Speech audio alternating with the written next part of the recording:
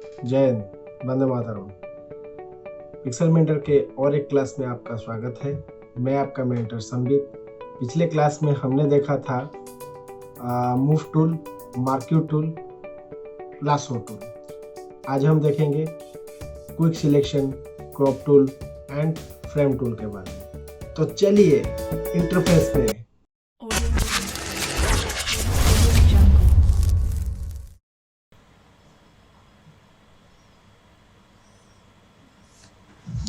Create new में जाते हैं।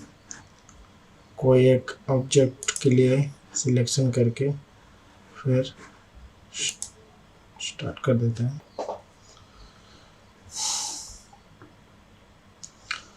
लेफ्ट साइड में देखिए, ये लास्ट कल क्लास में गया था, लासो टूल गया था। अभी ये क्विक सिलेक्शन टूल है जिसका शॉर्टकट है W, और ये क्रॉप टूल है जिसका शॉर्टकट है C। ये फ्रेम टूल है जिसका शॉर्टकट है K।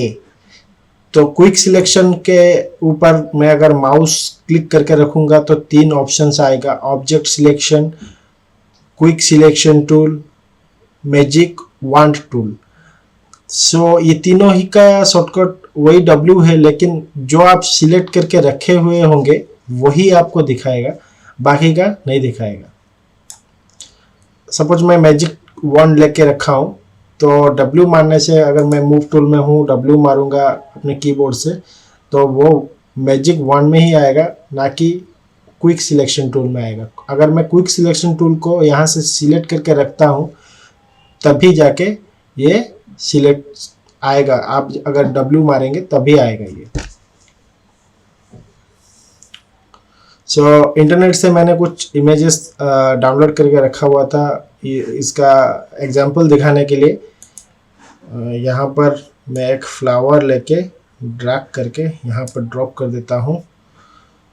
ओके, ये अभी इसको थोड़ा सा बड़ा करने के लिए देखिए, जैसे ही मैं इसके कॉर्नर में लेके जाऊंगा, एक टूल आ रहा है जिसको क्लिक करके मैं बढ़ाऊंगा, शिफ्ट दबा के या ऑल्ट दबा के। पुराने वाले में शिफ्ट, नए वाले में ऑल्ट दबा के अगर मैं इसको बड़ा करूंगा तो और एंटर मारूंगा तो ये क्रॉप होके मेरे आर्टबोर्ड में आ गया है। अभी मैं इसका सिलेक्शन कैसे करूंगा, देखिए मैं से जैसे ही क्विक सिलेक्शन टूल लेके मैं इसके ऊपर ऐसे होवर कर रहा हूँ, ये अपने आप ही फ्लावर को सिलेक्ट करता जा रहा है कि नहीं? बढ़िया से मज़ेदार चीज़ है, अपने आप ही सिलेक्ट करता जा रहा है, हमें कुछ नहीं करना पड़ता है। देखिए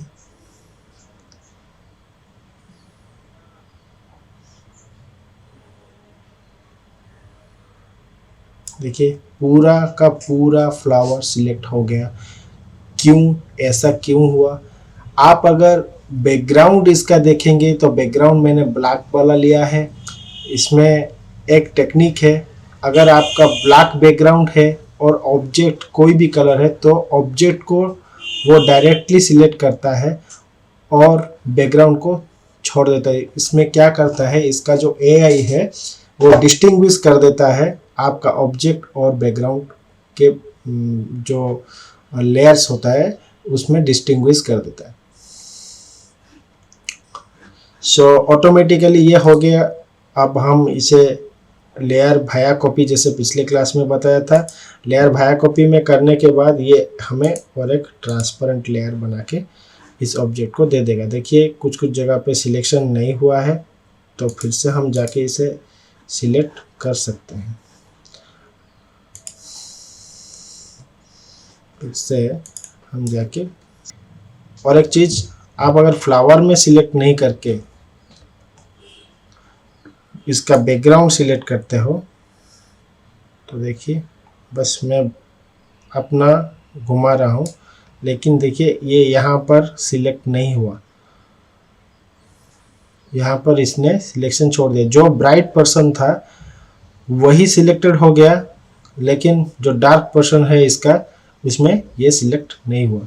तो इसके लिए क्या करेंगे, यहाँ पर एक देखिए प्लस साइन में हमारा ऑलरेडी लगा हुआ है इसमें जो एक माइनस साइन वाला टूल यहाँ पर प्रॉपर्टीज़ में दिखा रहा है, इसको सिलेक्ट करने के लिए ये माइनस टूल में जाएंगे और इसे धीरे धीरे करके इसके एज तक लेके जाएंगे।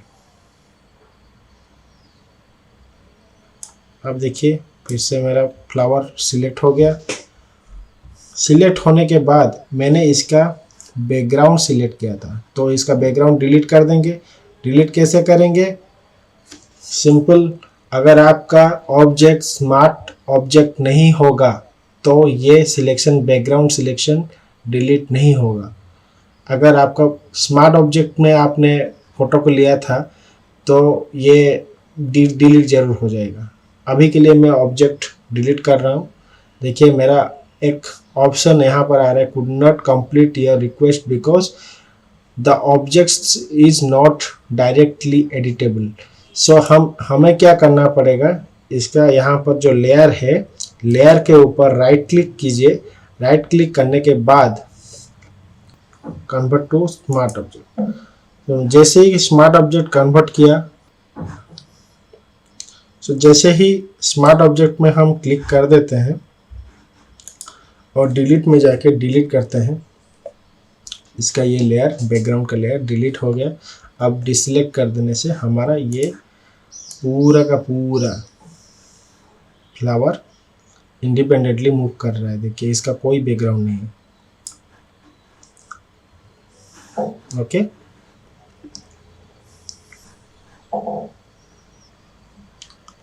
उसके बाद आया आपका ऑब्जेक्ट सिलेक्शन। ऑब्जेक्ट सिलेक्शन क्या होता है? वैसे ही पिछले बार की तरह वही फ्लावर लूँगा मैं और इसको डिलीट कर दूंगा।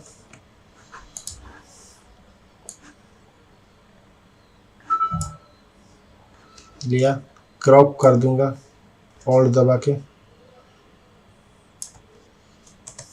एंटर दबा दिया। अब इसमें क्या करूंगा, देखिए simple object selection. Object selection क्या होता है? इसका एक एआई है। आप अगर देखिए इसमें भी अभी एग्जांपल दिखा रहा है आपका, अगर एआई है, जो एआई क्या करता है, आपका ऑब्जेक्ट को उसके बैकग्राउंड से डिस्टिंग्विश करके खुद पे खुद दे देता है अगर आपका बैकग्राउंड क्लीन हो। सो मेरा बैकग्राउंड देखिए, मैं इसीलिए इस टाइप का इमेज लिया हुआ हूँ कि आपको समझ में आए। बैकग्राउंड क्लियर है मेरा। सो मैं क्रॉप करूँगा तो इसके ऊपर, इमेज के ऊपर ऐसे करके माउस को ड्रैग एंड ड्रॉप करूँगा, तब ये क्या हो जाएगा, देखिए रिलीज कर दिया तो पूरा ऑब्जेक्ट मेरा सिलेक्ट होके आ गया है। तो मुझे इतना ज़्यादा वो क्विक सिलेक्शन टूल में जाके फिर ये वगैरह नहीं करना पड़ेगा। क्विक सिलेक्शन टूल का यूजेस कहाँ पर होगा? क्विक सिलेक्शन टूल का यूजेस, मैं और एक इमेज ले रहा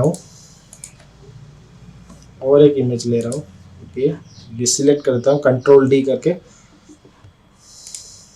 कोई मसला नहीं है। मान लीजिए